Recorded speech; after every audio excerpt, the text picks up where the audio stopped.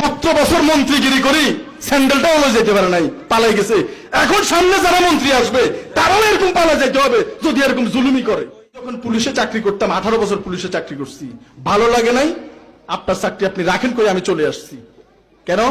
এক ডিআইজি সাহেব ছিল, মানুষ নামের কলঙ্ক, এখন আছে কিনা জানি না, আমি তো চলে আসছি।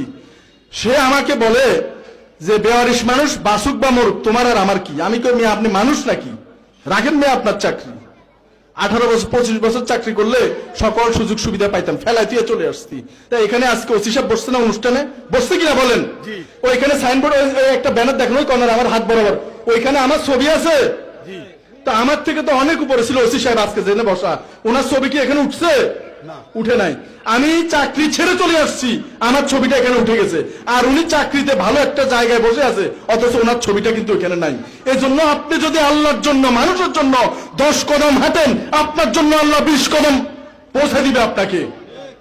আপনি যদি দুনিয়া চান, দুনিয়া পাইতেও পারেন, নাও পাইতে পারেন, কিন্তু যদি মানুষের জন্য দুনিয়া ছেড়ে দেন, আল্লাহ তাআলা দুনিয়াকে বেজ্জতি করে আপনার পায়ের নিচে ফেলাবে।